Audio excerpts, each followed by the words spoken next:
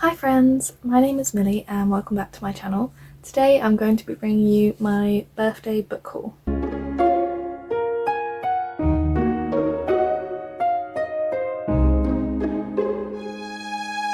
At the time of filming, yesterday was my birthday. I turned 22, and which obviously is Taylor Swift's birthday. It's the Taylor birthday because obviously 22 Taylor's version. So this weekend, tomorrow, I am off to the Eras tour, which I'm very excited about. But before all of that, I have a birthday book haul to bring you. So I'm going to be talking about all of the books I got for my birthday, but also a couple of other things that I got because I was very lucky to receive a couple of other bookish related items, and I'm also going to be showing you one Taylor Swift item that I got that I'm very excited about. So we'll start off with that. The Taylor Swift item that I got was basically me and my dad went to Camden Market for my birthday, and there were lots of Taylor Swift stalls, of course. One of the stalls was selling like the Taylor Swift cardigans, but like the sort of knockoff ones, if that makes sense. It had a Midnights one, which as you can see is just gorgeous, and it has the little Midnights patch on it, and it genuinely feels like an actual Taylor Swift cardigan. Such good quality. I don't know what the stall is called. If you know what the stall is called who makes these cardigans, please let me know so that I can tag them, because I've absolutely no idea. But keep an eye out if you ever go to Camden Market for a stall selling Taylor Swift cardigans, because these were amazing. They had so many different choices. They had like a Lover one, an Evermore one, just absolutely beautiful. But I definitely loved the Midnights one the best. It's just stunning. So that was the Taylor Swift item that I got. And oh, one other non-bookish item that I got, which is very exciting for me, is my little sun Jellycat that one of my best friends got me. He's so cute. I don't quite know what I'm going to name him yet. It's either going to be Apollo or Helios. Not sure what his name is going to be yet, but I just love him. I'm obsessed. The reason that she got me this is because for her birthday I got her a moon Jellycat, and we have said that when we go to see Taylor Swift in August we're going to be sunshine and midnight rain, so she felt like it was only fair that I had a sun Jellycat, which I'm just obsessed with. He is absolutely adorable. So we're going to sit him here, watch over the video, because he's so cute. So on to the not books but bookish items. So we're going to start off with an item that my mum got me, and that is a book nook. So I don't quite know where she got this from, but it's basically you build your own book nook, which is so cool. I see book nooks all over TikTok and I'm just obsessed with them. This one is like a William Shakespeare one, I think. And yeah, you get like a little chair, you get to like build all the books and stuff, and it lights up. So I'm very excited to build that. That looks really fun. I just love anything like that, anything a bit crafty. So speaking of crafty, Violet very kindly got me a bookish jigsaw puzzle. This is actually from Illumicrate, which I think is very cool.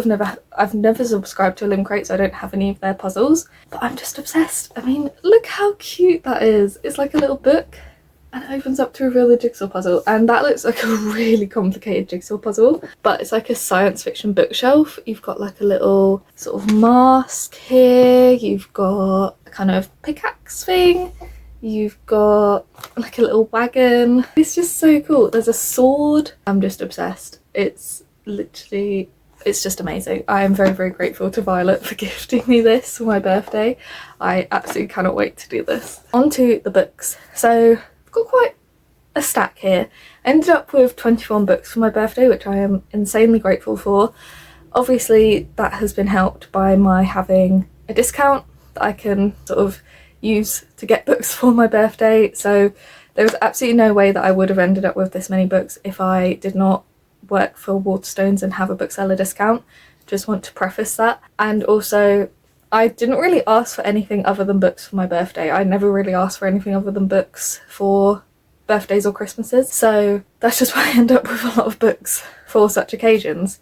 So let's start off with These Infinite Threads by Tahara Mafi.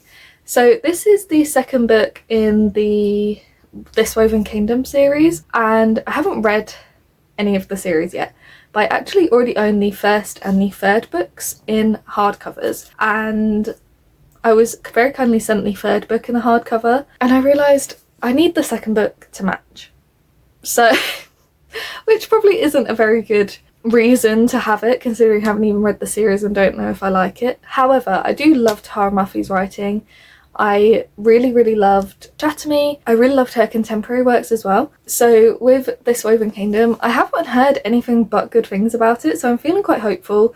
And now I've got all the series matching, so it'll just look nice, you know? Okay, and the other hardcover that I got was The Ashes and the Star-Cursed King by Carissa Broadbent. This is the second book in the Nightborn duet, the first book being The Serpent and the Wings of Night, which, if you haven't heard of it by now, you must be living under a rock. The Serpent and the Wings of Night is currently the Waterstones Fantasy Book of the Month, and I loved it. When I first read it a few weeks ago, I gave it 4.5 stars and I was obsessed.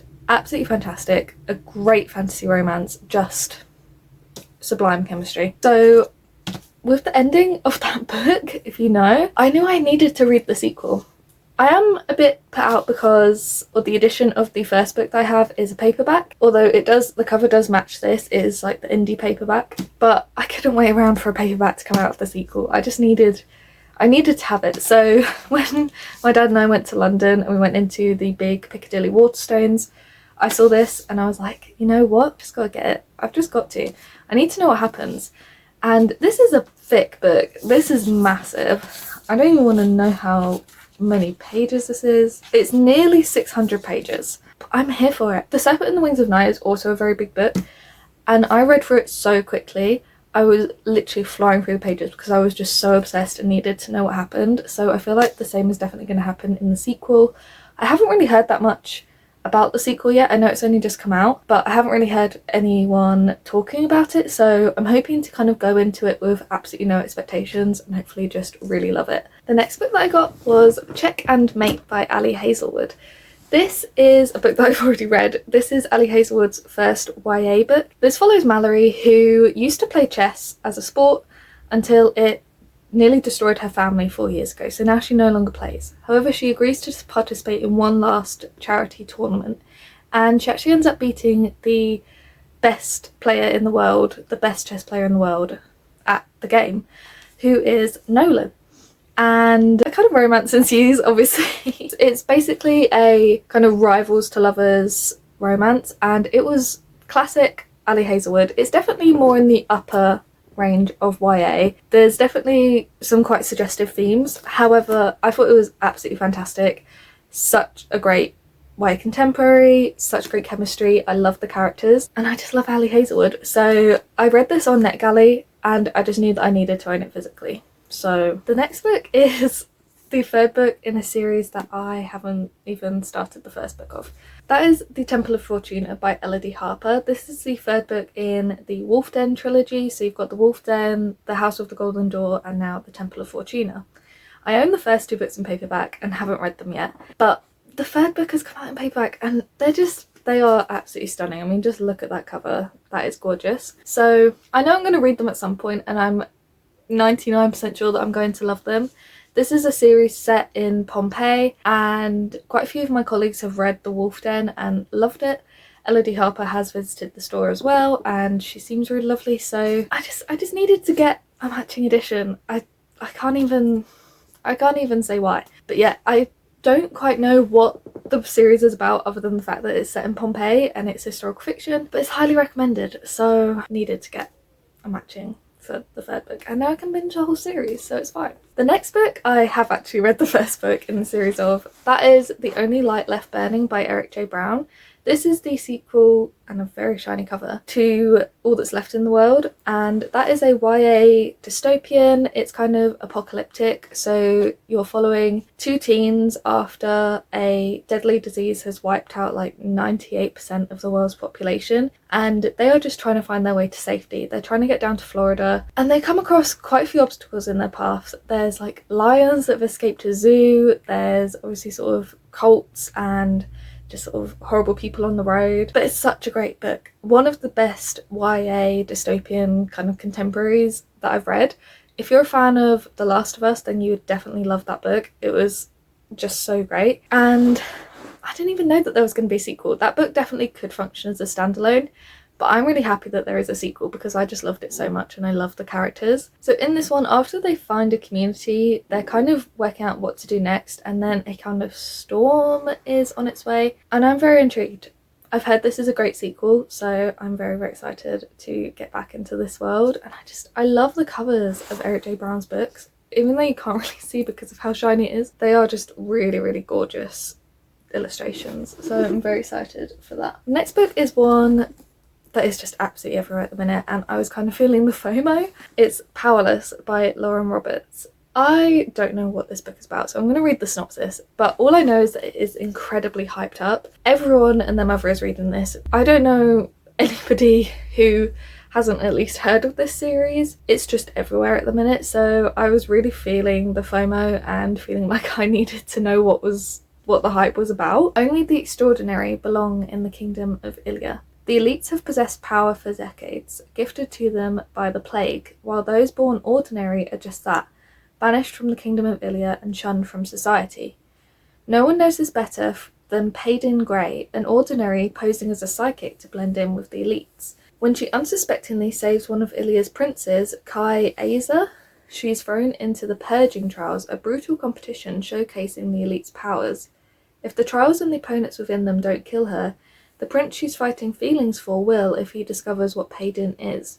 Completely ordinary. I'm so excited for that. It does sound really, really good. And the little tagline is, hunted, hunter, destined for each other. What more is there to say? Everyone knows what Powerless is by now, and I'm feeling like I'm very late to the party, so I need to read this, especially because the sequel is coming out in July, and I have a feeling I'm going to be obsessed and want to read that straight away. The next book I don't really have an excuse for getting, because it's like the second book in a trilogy of a massive series that I have not even started yet. That is The Mad Ship by Robin Hobb. This is the second book in the Live Ship Traders series, and the reason that I got the second book in a trilogy of a massive series that I haven't even started yet, because I haven't read Assassin's Apprentice by Robin Hobb, which is the first book in the first trilogy of this series, is because I couldn't remember what other books I had. That's the reason. I knew that I didn't have this book specifically, but I couldn't remember if I had the first book in this series or not, which is The Ship of Magic. So I was like, well, I'll just get the second one. I know that it's kind of bad to get books in a series where I haven't even read the first one, and I don't even know if I like the author's writing style. However, Robin Hobb is like classic fantasy, and I feel kind of ashamed to call myself a fantasy reader and not have read any Robin Hobb yet. So I have just a feeling that I'm going to love her writing, that I'm going to love the whole Farseer trilogy, and just, I don't know what the whole series as a whole is called. I have no idea. But I just have a feeling that I'm going to love this series. I'm going to love this author's writing. So I'm not ashamed. I'm not ashamed to be getting a massive 900 page book. Didn't realise it was 900 pages.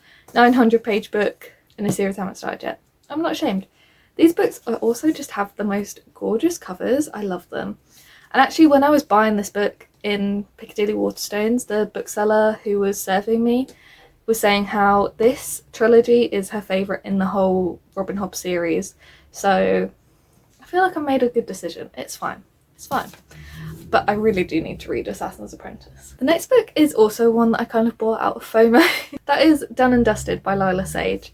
I mean, the illustration is gorgeous. I'm just not sure I would want to read that in public, like around my manager or someone. But this is a cowboy romance series, and I loved the Chestnut Spring series by Elsie Silver, and I've just been seeing absolutely everyone obsessing over Lila Sage. So I felt like I was missing out, guys. I did. And in Piccadilly Waterstones, they have a whole romance department, and I just got swept away. So this one is a brother's best friend small town romance. It says, for the first time in her life, Clementine Emmy Ryder has no idea what she's doing. She's accomplished everything on her to-do list. She left her small town of Meadowlark, Wyoming, went to college, and made a career for herself by doing her favourite thing, riding horses. But after an accident makes it impossible for her to get back into the saddle, she has no choice but to return to the hometown she always wanted to escape. Luke Brooks is Meadowlark's most notorious bad boy, bar owner, and bachelor. He's also the unofficial 5th member of the Ryder family. As Emmy's older brother's best friend, Luke spent most of his childhood antagonising her. It's been years since he's seen her, but when she walks into his bar and back into his life, he can't take his eyes off her. Against his better judgment, he wants to do a whole lot more than just look at her.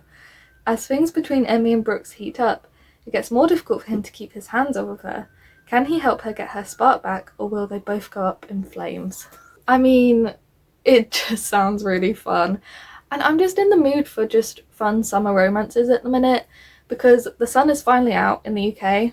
I think summer might be here, fingers crossed. So that just puts me in the mood to read some good romances, so I just need to try it. I was very tempted to buy the whole series, because they did have the sequel there as well, but I restrained myself, so you should be proud of me. And then this one is also the start to a romance series, and I actually can't read this until it's winter, so I'm not sure quite why I got it, but that is Love Like Farms by B.K. Borison. And you can see from the cover why I can't read this until winter, because this is actually a Christmas romance. However, I am just desperate to read the series. I really want to read In the Weeds and Mixed Signals, and I think there's a 4th book as well. Is that coming out in June, perhaps? I can't remember what the name of that is. Everyone talks about Love Like Farms and says it's an amazing romance. So I do really want to read this. I'm just like, it is a Christmas romance, so I don't feel like I can read it in the summer. But I'm probably going to end up buying the sequels and just having them on my shelves, because I do love the covers. I think these are really pretty. A handsome, freckled data analyst. A messy, optimistic Christmas tree farm owner. A small town with the best hazelnut lattes on the East Coast. In an effort to save the Christmas tree farm she's loved since she was a child, Stella enters a contest with Insta-famous influencer Evelyn St. James. With the added publicity and the huge cash prize, she might just be able to save the farm from its financial woes.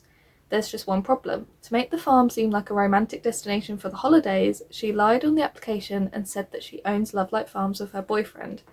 Only there is no boyfriend. Enter best friend Luca Peters. He just came home for some hot chocolate and somehow got a farm and a serious relationship in the process. Will their fake love affair save Love Like Farms in time for Christmas? It's just like a Hallmark movie in a book, and I am here for it. The next book, one that I don't know that much about, but I believe it is Regency, Fae, Fantasy, Half a Soul by Olivia Atwater. I just really need some more cozy fantasy in my life, and I've heard that Olivia Atwater's books are just that. So this is the first book in the Regency Fairy Tales series, and it says, it's difficult to find a husband in Regency England when you're a young lady with only half a soul. Ever since she was cursed by a fairy, Theodora Ettings has had no sense of fear or embarrassment, a condition which makes her prone to accidental scandal. Dora hopes to be a quiet, sensible wallflower during the London season, but after the strange, handsome and utterly uncouth Lord Saucier discovers her condition, she is instead drawn into dangerous and peculiar fairy affairs. If Dora's reputation can survive both her curse and her sudden connection with the least liked man in all of high society, then she may yet reclaim her normal place in the world.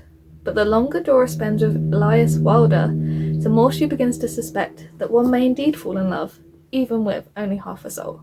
It sounds so cute, and it does say, enter the world of this enchanting debut historical fantasy where the only thing more meddlesome than fairies is a marriage-minded mother. In the era of Bridgerton, how could I not get this book? It sounds amazing, and I just need like a sort of fancy Bridgerton mix fix. That's just what I need. I then got a book which has been on my TBR for literally years at this point. This was like one of the very first books I added onto Goodreads, onto my want to read list, and it's still on there because I haven't owned it, haven't read it. That is Dance of Thieves by Mary E. Pearson. This is a YA fantasy. I think it's YA anyway. It might be sort of closer to new adult, but it is the first book in the Dance of Thieves duology, set in the same world as Mary Pearson's The Remnant Chronicles, which I also haven't read, but I see so many people saying that Dance of Thieves and The Remnant Chronicles are amazing fantasy series, and I just really want to read them. It's been on my list for so long that when I saw it and it was for my birthday, I was like, you know what, I gotta get that. I gotta get it. So this is basically about a formidable outlaw family that claims to be the first among nations, a son destined to lead, thrust suddenly into power, three fierce young women of the Rattan, the Queen's premier guard, a legendary street thief leading a mission determined to prove herself, and a dark secret that threatens the entire continent. Set in the world of the Remnant Chronicles, when outlaw leader Jace meets reformed thief Kazi, a cat-and-mouse game of false moves ensues, bringing them intimately together in a battle that may cost them their lives and their hearts. It sounds incredible, highly recommended, so just had to get in. The next book I have read, and it was one that I read on NetGalley, gave 5 stars to, and realised that I desperately need to own this physically. My Throat and Open Grave by Tori Bovolino. This is just absolutely incredible. For such a short book, it packs such a punch. I was absolutely obsessed with it when I read it. I really want to reread it. It was just that good. This basically follows a girl who lives in this very religious town, and her baby brother goes missing. She is blamed for this because he has been taken by the Lord of the Wood, and she is kind of tasked to go and retrieve him from the Lord of the Wood. And I don't even know how to explain it. It's just an incredible book.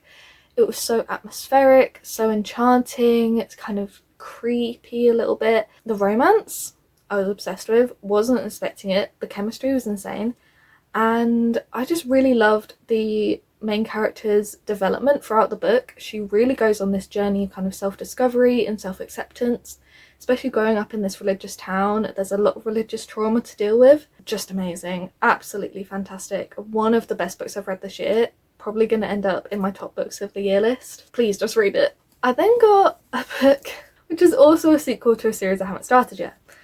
That is Skyward Flight by Brandon Sanderson. This is a collection of short stories set in the world of the Skyward series, and you have Sunreach, Redawn and Evershore. I haven't started the Skyward series yet. It's a kind of, I think it's YA. I'm pretty sure it's his first YA series, but it's science fiction, and it's Brandon Sanderson.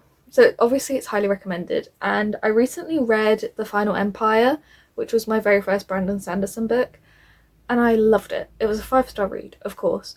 So I'm really excited to read the Skyward series. I think it does have a bit more mixed reviews than his Cosmere series. However, I still really want to read it.